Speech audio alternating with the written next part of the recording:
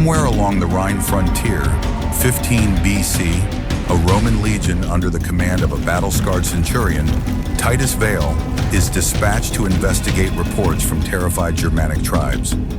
A stretch of ancient forest has been lit for weeks by unnatural blue lightning that strikes without thunder, without rain, without clouds.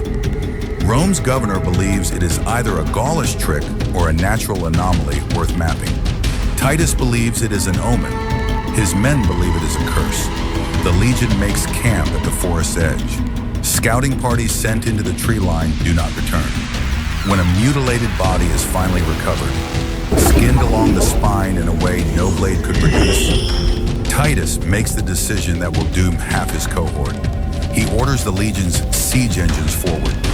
3 onagers are wheeled into position, and under torchlight, the Romans unleash volley after volley of stones shot into the forest, flattening trees, collapsing the canopy, and finally exposing the source of the lightning. The crumpled, moss-covered wreck of a Yautja scout pod, its cracked hull arcing raw blue plasma every few seconds, like a dying heartbeat.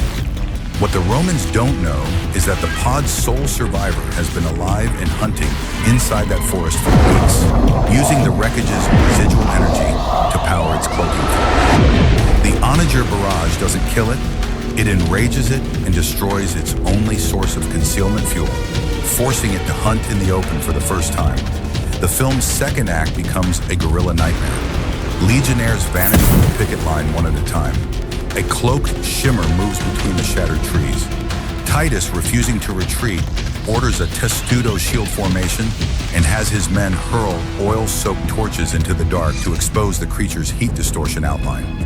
An idea born from pure desperation that, unknowingly, mirrors tactics Nauru used centuries earlier and that future soldiers will rediscover in Vietnam. It works briefly.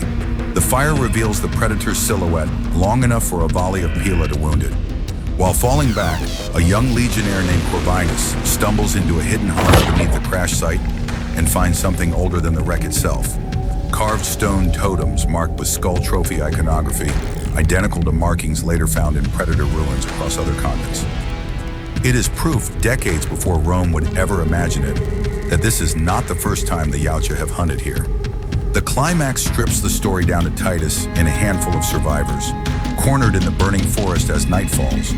In a final duel, the wounded predator, now stripped of its cloak, mask cracked, mandibles exposed, faces Titus directly.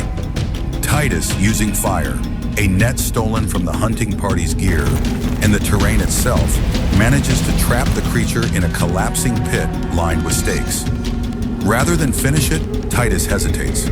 The predator, recognizing the kill was earned through cunning rather than cowardice, makes the same gesture Deck made at the end of Badlands. It lowers its weapon and lets the wounded human live.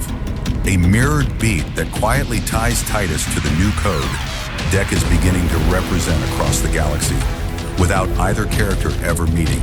The creature limps back to its wreck, triggers a distress beacon, and is extracted by a larger Yautja vessel as the forest collapses into fire behind it. Titus, the sole officer to survive, is discharged in disgrace for losing his men to ghosts. His report is buried by Rome. The epilogue jumps to the present day. An archaeological team excavating a Rhineland dig site uncovers fragments of impossibly advanced alloy buried in Roman-era ash. The same alloy signature Weyland-Yutani cataloged from Ghana. As a corporate synthetic scans the relic, the final shot pulls back to reveal rows of cryostasis pods glimpsed in Badlands' post-credits scene. And one pod, long overlooked, holds a mummified figure in Roman military dress, eyes suddenly opening. Blue lightning flickers once more across the screen as the film cuts to black. The climax strips the story down to Titus and a handful of survivors, cornered in the burning forest as night falls. In a final duel, the wounded predator, now stripped of its cloak, mask cracked, mandibles exposed, faces Titus directly. Titus, using fire, a net stolen from the hunting party's gear, and the terrain itself, manages to trap the creature in a collapsing pit lined with stakes. Rather than finish it, Titus hesitates. The predator, recognizing the kill was earned through cunning rather than cowardice, makes the same gesture Deck made at the end of Badlands. It lowers its weapon and lets the wounded human live. A mirrored beat that quietly ties Titus to the new code Deck is beginning to represent across the galaxy, without either character ever meeting.